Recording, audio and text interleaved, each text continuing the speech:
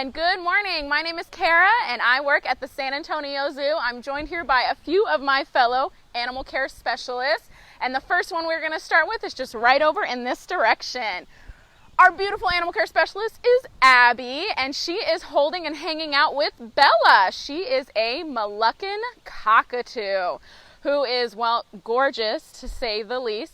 Now, this particular species of bird is found in Indonesia, so they like to hang out in the tops of those beautiful big trees down in the deep parts of the forest. Now, that white coloration I know stands out here really, really bright, and it's very like in your face, but out in the jungle where they are normally found, they're actually going to blend in with their trees, because if you were walking in the jungle over in Indonesia and you look up, you probably wouldn't notice these birds because they have those pretty yellow coloration and white feathers that are going to help them blend in with the sunlight. And what I mean by that is as the sunlight is shining through the treetops, they're going to blend in with that. So you're not going to notice it unless you know what to look for.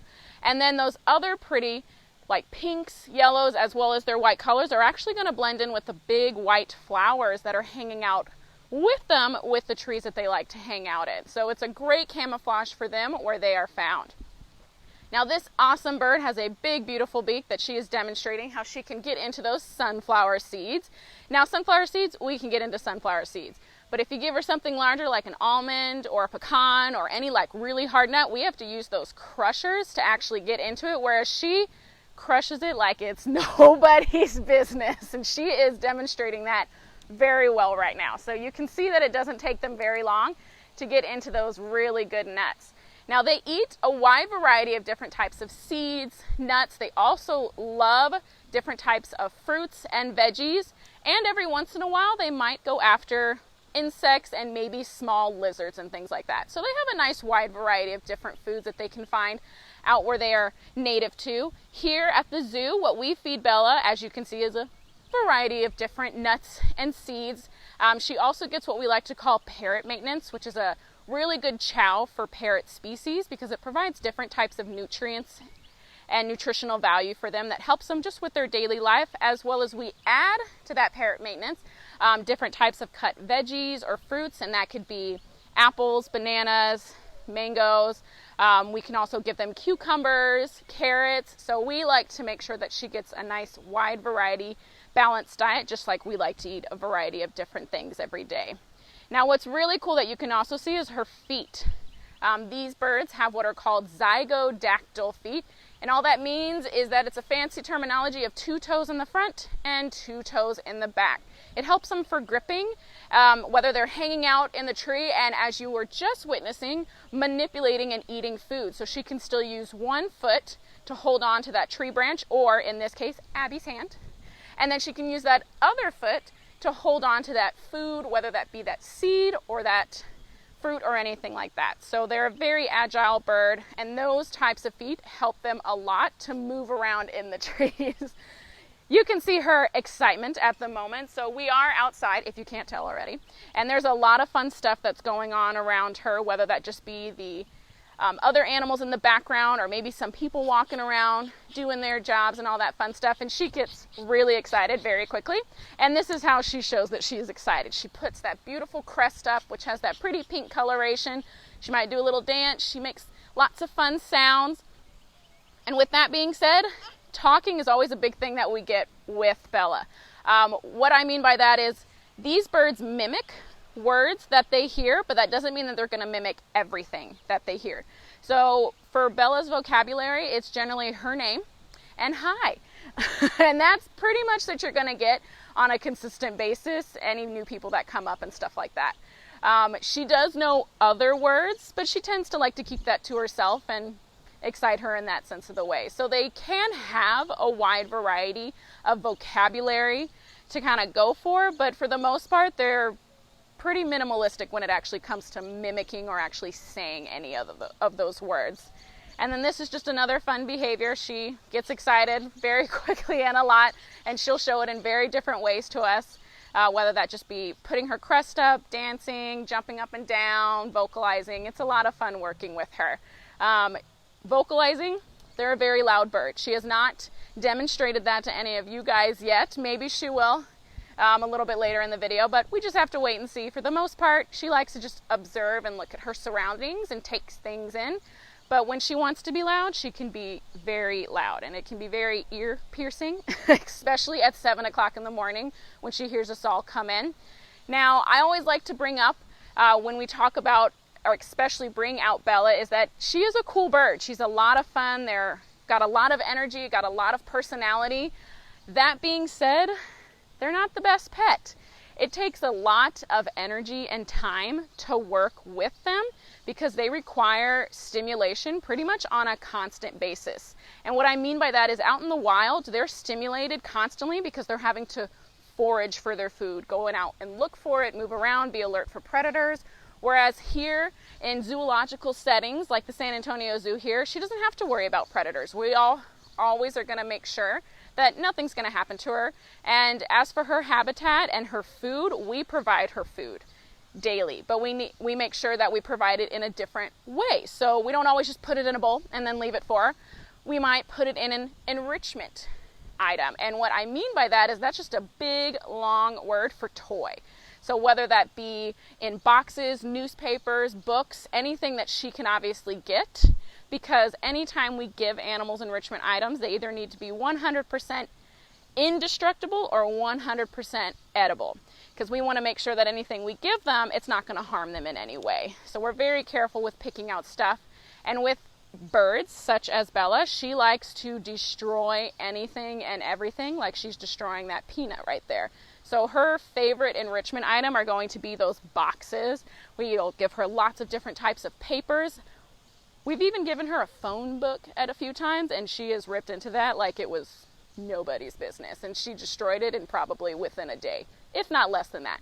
So, like I mentioned, they're very cool birds and they're a lot of fun, but they are also a lot of work. I know they look very cool, but unless you have worked with them like we have, whew, they are a piece of work. It's a lot of fun working with Bella, and we love the species that we get to work with, but it does take a lot of time with us to work with her as well as to get her to this point.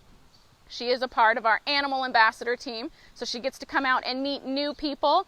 But with that being said, this bird can also be a Velcro bird, if you guys have ever heard of that term, which means that they do generally like to tend to hang out toward one person. But with a team of 14 of us, we want to make sure that she can hang out with more than one person, and that takes a lot of time and work as well as commitment on our side and patience to get her to be an awesome ambassador like she is now.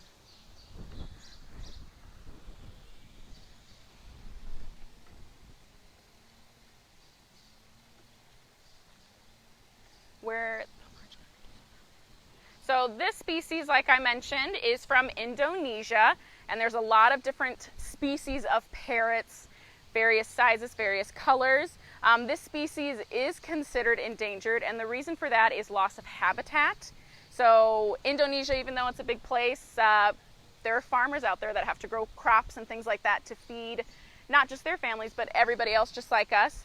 And when they go into the forest and take down that's taking down not only their homes, but also their places where they eat and things like that, as well as the pet trade. We mentioned earlier that people, they see these birds and they're like, I gotta have one, but you don't realize where a lot of them come from. So you want to make sure that if you ever want to make the decision of actually getting an animal like this, fun, I always like to say, make sure you get it from a reputable source, that you know where they're coming from and all that stuff. And there's lots of things that you can look for to know where you're going to get that from. All right, one last question about Bella before we go. Erin would like to know if Bella has a favorite keeper.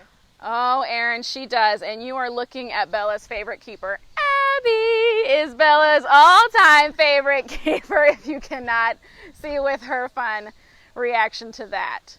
But like I said, with cockatoos and them being those Velcro birds, we want to make sure with our large staff of 14 people that she can work with as many people, if not everybody. So it's just our time to take that patience to work with her and get to know her more.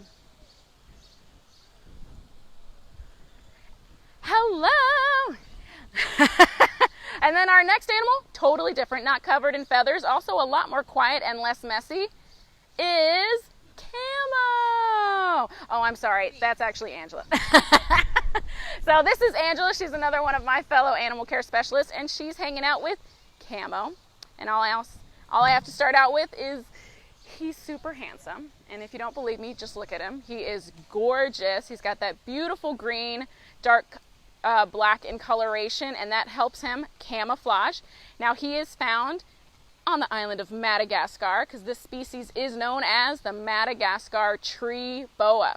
And what I love about animal names is a lot of times they get their names from either what they look like, where they're found, or all of it in one.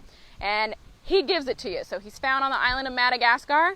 They love to live in the tops of trees, so down in that deep, dense forest. And with his green coloration, he's obviously going to blend in very, very well with any type of green foliage, which is pretty awesome.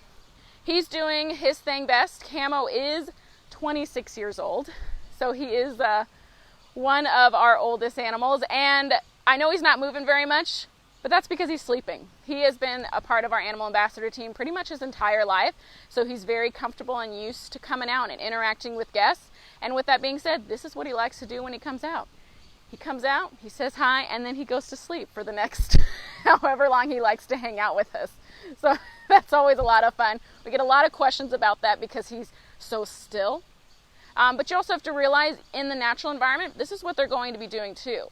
Snakes are rarely going to be actually moving around a lot of times because they are ambush predators. So they like to sit and wait to see something. And once they find that prey item that they want to eat, they're going to wait until it gets just close enough and then they will strike out and grab it. Now with snakes, I always like to point out, especially with our ambassador snakes, is that these are non-venomous species. So he is a constrictor, but he does not have venom. With that being said, he can bite. Anything with a mouth can bite. You guys can bite, Angela can bite, I can bite. It's going to happen. However, we work and handle our animals on a daily basis. So we want to make sure that anytime we handle them, before we even bring them out to the public, that they're comfortable with being handled and manipulated with us. And then from there, we start with probably smaller groups and then work our way up to larger groups with guests and things like that. So it's a lot of time and patience with all of our ambassador animals that we take to work with them. Now Camo, like I said, he's a snake. You guys can see that. And he loves to eat rodents. And that's what he's going to look for out in the wild. Small rodents, maybe small lizards. Here at the zoo, we feed him an adult mouse. And what's cool about snakes is the way they eat, because they eat their entire item whole. They don't chew it up. They don't slice it up into smaller pieces. They swallow it whole head first, which is amazing. If you guys have ever had the privilege to be able to watch a snake eat, it's really cool because snakes can open their heads 4 times the size of it. And if we could eat like a snake, that means we could eat a whole watermelon whole in one bite without chewing it, cutting it up, or anything like that. So it's really impressive to watch them eat. Now, another cool fact that I love to bring out about snakes is that they don't have eyelids. So I'm sorry guys, you cannot win a staring contest with a snake. You will fail every time. They do have eye caps, and what I mean by that is every month or a couple weeks or so, snakes do shed, and they get a brand new set of layers of scales on top of them. So those old layers will shed off their skin, and then those eye caps, which are protecting their eyes, will also shed off with it. So they do have that eye cap to protect their eye from any debris or anything like that, but they do not have any eyelids.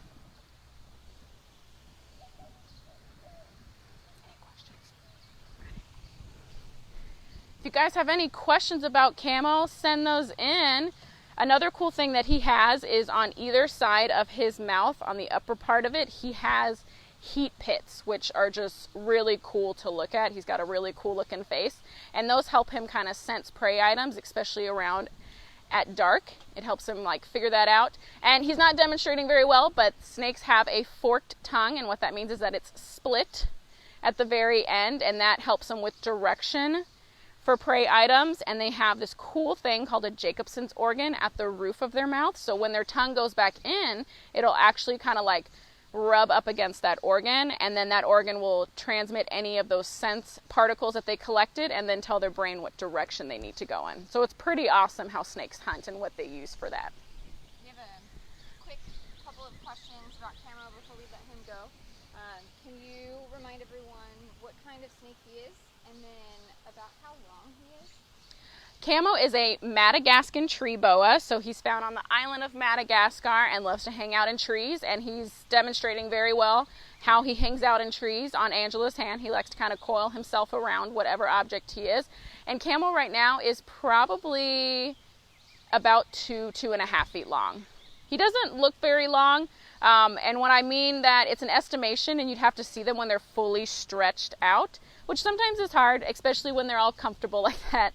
But Angela's kind of showing you just a little bit of his length. Snakes can be very deceptive. They always seem very short and very small, but they're a lot longer than you think they are. They're just very good at coiling in on themselves.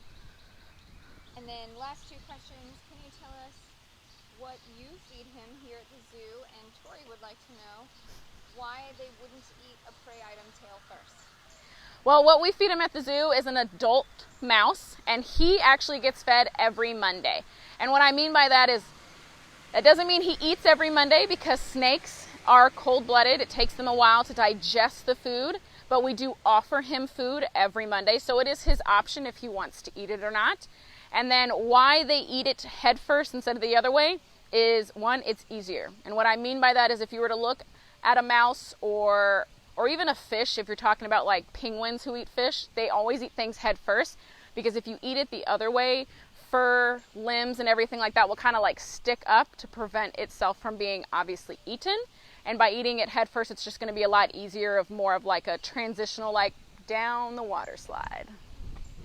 Quick and easy. I'm hoping you guys are having such a great time here with us. And on to our next awesome animal, also with keeper Abby. Yes, we still have Abby with us. This is Hogan. He is known as a tamandua. And that fun word is basically anteater. He is known as a lesser anteater. So this species, he's fully grown. He's not going to get any much bigger than what you see right here. And the reason for that is this species of anteater likes to live in the tops of trees. And that smaller size is going to help them obviously climb up the tree, stay up in the tree, and I don't know if you guys can see it, but he has very sharp claws on his front 2 feet that you'll notice as he's walking. He actually walks on the side of his front 2 feet and not on the actual pads of it, and it's the reason, and the claws are the reasons for that. They're very long, they're very sharp, they help him climb, and by walking on the sides, it helps prevent him from kind of like poking his claw up into his foot. You can see it right now. Look at that middle claw. It is gigantic. Like I mentioned, it's used for climbing, as well as he loves to eat insects. So those trees that he's hanging out on, he's able to use those big, long, sharp claws. And their top section is very strong and muscular. So they're able to rip apart tree bark to get any type of delicious insects in there. Now what we're feeding him is, we do give him insects. His favorite one are crickets. So that is what is mixed in that tube, as well as insectivore. Think of insectivore as a variety of different types of insects with high nutritional value that you kind of ground up and make into small pellets. It's the best way is like dog food, but you know, tamandua food. And like I mentioned, we like to mix up crickets because those are his favorite insects that we offer him. We have tried offering him another variety of like mealworms, waxworms, and things like that. Now, a lot of people that we get ask, well, does he eat ants? We don't personally feed him ants in his diet. However, when he's out here walking around, sometimes he might find a few ants to kind of like maybe munch on, but for the most part, we're going to provide most of his diet. That we also like to add different types of fruits and veggies, so like avocados, strawberries, oranges. He gets a nice wide variety of just different types of food that we can give him. Now, with him hanging out with us, he is on a harness and a leash, and he is walking with Abby. This is just one of the many things that we work with as our animal ambassadors. It's a nice, good way to kind of get him out walking around, get him some exercise. And then this is also a training session. And what I mean by that is, we have a wide variety of different training sessions that you can see at the zoo, and that you've probably seen on all of our awesome Facebook Lives. And they vary from just hanging out on our hand, or walking right next to us, or even asking them to target with a target pole.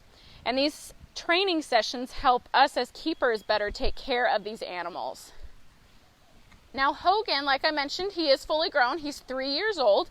He was born at the San Antonio Zoo, and his parents are here still with us. They are still a mating pair. However, Hogan, he hangs out with us now. He's part of our animal ambassador team. He gets to come out and meet people and interact with pretty much anybody or anything. Or for this instance, all the fun mud. He loves to dig. If you guys haven't noticed, for those of you that have just joined us, he has very large claws on his 2 front feet. And they help him for digging, climbing, getting into the tree bark and ripping it apart to get all those delicious insects. Now, I don't know if you guys noticed while he was eating, but tamanduas have a 16-inch long tongue. So that's why Abby is using that tube of food to feed him. And what's really cool is their mouth, shockingly, only opens as wide as the end of a pencil's eraser. So it's a very small opening. So how they eat is they use that sticky tongue to actually collect anything that they're wanting to eat after they rip up into it, dig it out, or anything like that, that we give it to them. And then they're going to swallow it down, and they have a muscular gizzard in their stomach that helps them kind of break down more of that food to better digest it. Now, for those of you joining us, welcome. This is Hogan. He is a southern tamandua, also known as a lesser anteater. So it's a smaller species of anteater that is found in South America, and they like to live and hang out in the tops of trees. Now, we don't normally let them climb trees out here, because if you've seen some of our trees out here, they're very large, and us keepers are not as good climbers as he is. However, in his habitat, he has a lot of big perching that he's able to climb all over and rip up into, so we give him a lot of fun stuff for him to do. You'll notice as he's walking, those 2 front feet, he actually walks on the sides and not the actual pads of it, and it's because of those long claws that he does that. And that's just to help make sure that he doesn't puncture himself with the claws. Camping would like to know why he has such a long tail. That is a great question. That tail basically acts as an extra limb. And what I mean by that, it is prehensile. So he's able to use that to actually grab a hold of like those tree branches that he might be hanging in and use it as a way to kind of hold and better sturdy himself on those branches or perching that he's hanging out in. And what's cool about the tail is that what you can't see is underneath the tail on the bottom, there's actually no fur, and that's just to help better grip onto those branches. Now the fur that you're seeing, he may look really soft, and he is kind of soft, but it is coarse hair. And the reason for that is, like I mentioned, he's a tamandua or an anteater. They like to eat insects, including ants. So that coarse hair is going to help kind of keep those insects from actually biting him. So that's what it's there for. And his coloration, what's really cool is that tamanduas can come in a variety of different colors, from like a dark brown all the way up to a pretty blonde, like what you're seeing right now. And what's really cool is that with his parents, you kind of get both of those different variations. He's a very pretty white coloration like his mom, but that really cool back 2 saddle patches, the black actually comes from his dad. Hey Abby, check out what I got for you. An avocado. Yay! We're going to see if Hogan's interested in the avocado. He might not be. I mean, the ground and all the insects are always interesting. Oh, so there you go. This is just one of the many things that we offer to our tamanduas: avocados, strawberries. Sometimes we even give them yogurt. That is correct. They love yogurt.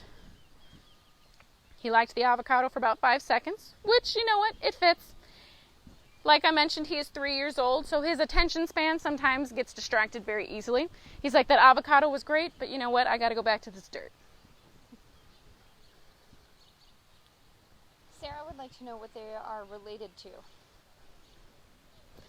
Tamanduas, like I had mentioned, them being anteaters. There's a couple of species of anteaters. We've got those giant anteaters. What you can't notice with Hogan is the smell that he has. So he does have a very strong scent gland that can emit a very strong odor that can be similar to different species of animals out there, like skunks and things like that. And that is his odor he's going to use to kind of like, that's going to be his territory, or if he feels threatened by anything, he's going to kind of secrete that odor to also kind of scare off anything that might come toward him. So he's doing a great job, kind of, at showing you his nails and how good at digging he is. We're just looking at, the really pretty back end of him right now. Veronica would like to know if we ever hold him or if we would not want to because of those claws. That's actually a great question. So one of the many training things that we work with him is holding him, picking him up, being able to move him around. Now, yes, we are always making sure that we're very aware of his claws because his upper body is really strong, very muscular. And as you can see, he's able to really pick his full body up, and he's strong. And those claws, they're long, they're thick, they're sharp, they're scary. So I totally get that. But part of him being an ambassador, as well as us working with him, is making sure that we understand that we're being careful all the time, and we're always working with him to make sure that he knows that when we pick him up, we like to work with a calm behavior while we're doing this. So we're always making sure that everything is done safely for both him as well as the keepers. He is enjoying this bench. For those of you just joining us, welcome. This is Hogan.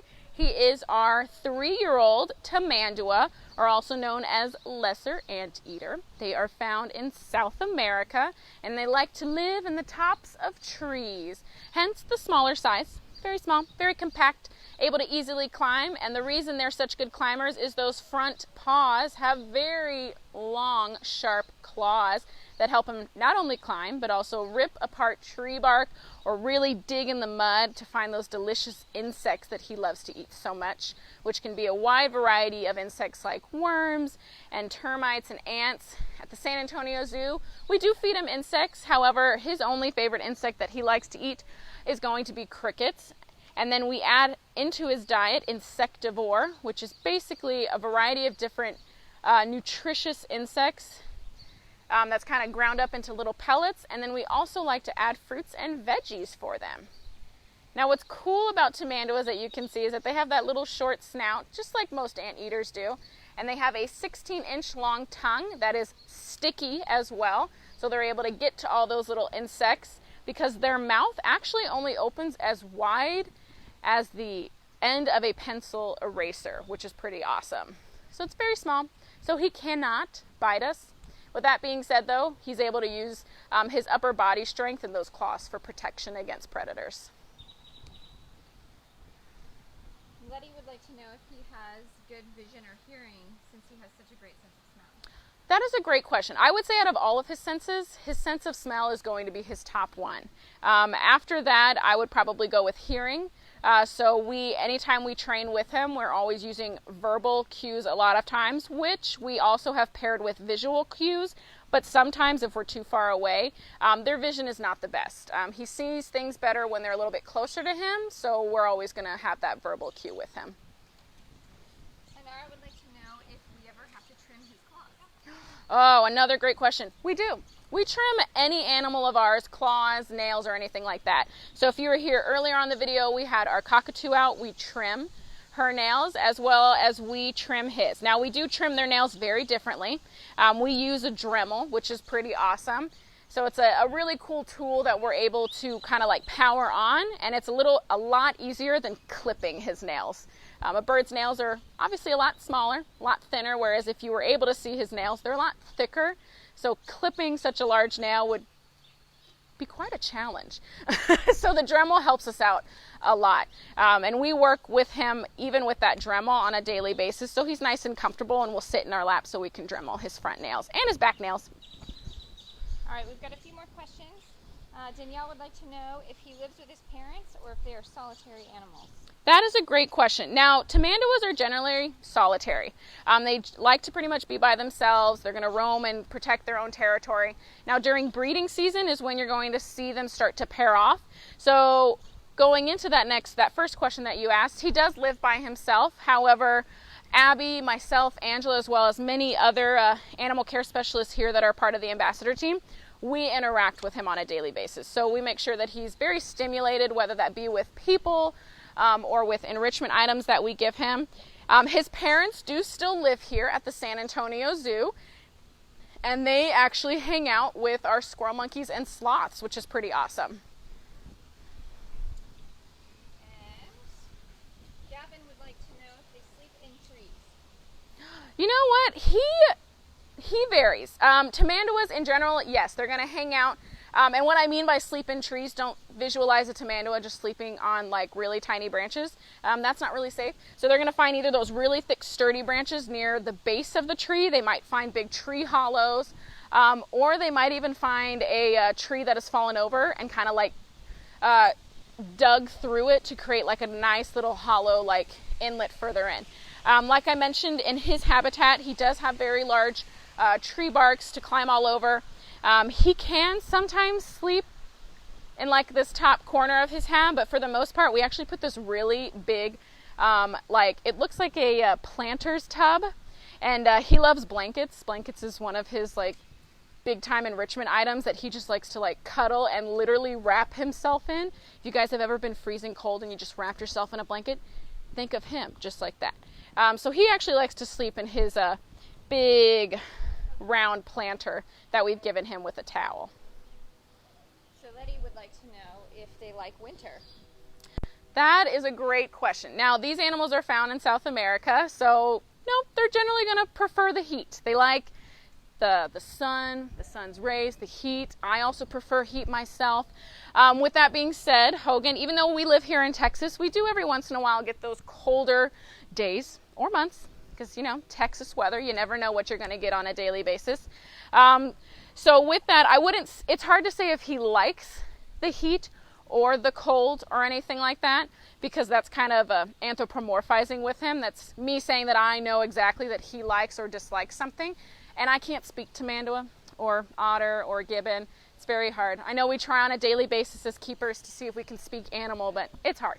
But we can also read language, and since we know that this species is found in those warmer climates, even though we do sometimes have events where it's going to be a little bit chillier outside, we are always aware of the temperatures. We constantly check temperatures, whether they be during the summer or in our winter time, because we want to make sure that all of our animals, not just Hogan, but all of our animals around the zoo are kept comfortably as well as safely. So if it gets too cold, we give them access to their inside holdings that are heated or have heaters or have big beds of hay that they can warm up in.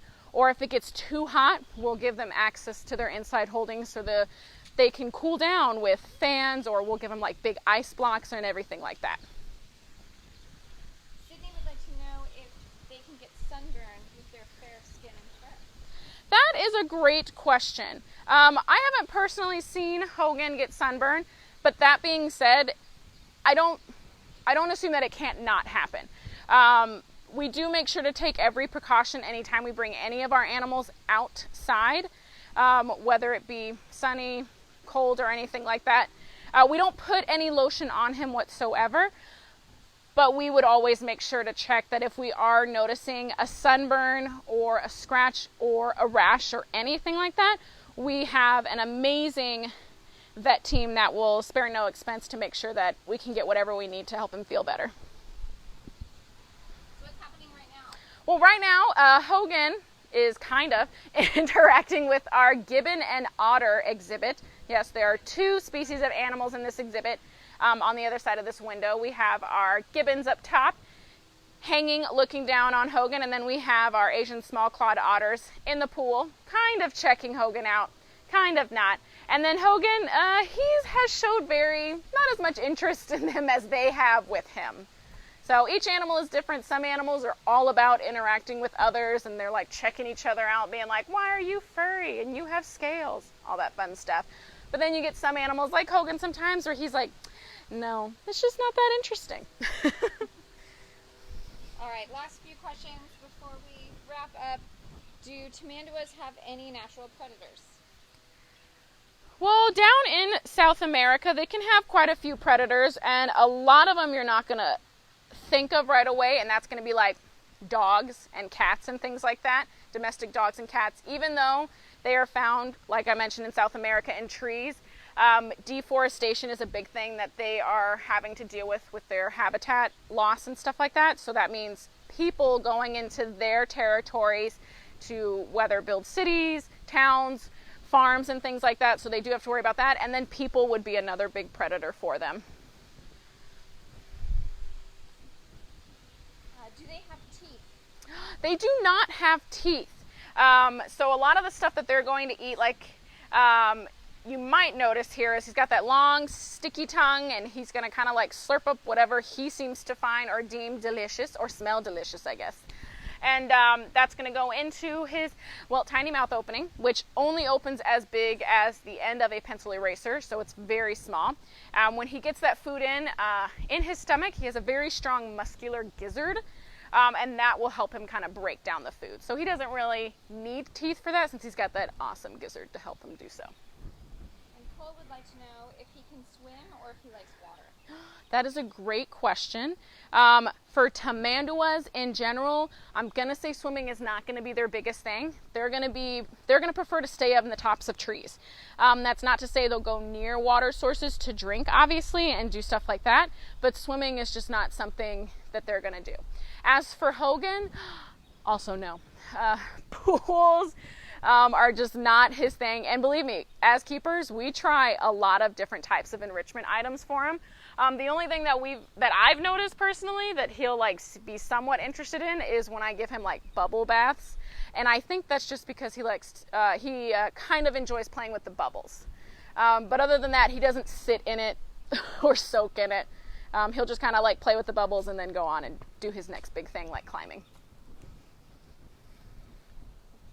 All right, last question. Veronica would like to know if he's ever licked any of us with his sticky tongue. Oh my gosh, all the time. And like I have mentioned, it's 16 inches long. So think about that going in your ear. Ooh, very weird feeling. It's gross because it's long, it's sticky. Think about it going up your nose, which has happened to quite a few of us. Ew. So as keepers, we deal with a lot with our animals. Whether that be training sessions or even just having those fun relate sessions where you're just hanging out with them.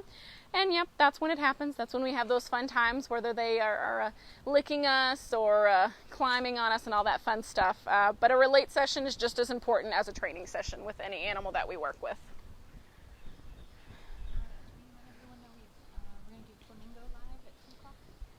So I want to thank everyone for joining us this morning and hanging out with a few of our animal ambassadors, as well as other animals hanging out at the zoo. And just so you guys know, at 2 o'clock, we are going to be live with our flamingos here at the zoo. So if you guys don't have anything on your schedule for today, I would suggest to head right back on the San Antonio Zoo's Facebook page for our 2 o'clock Flamingo Live. I hope you guys have a great day and see you soon. Bye, guys.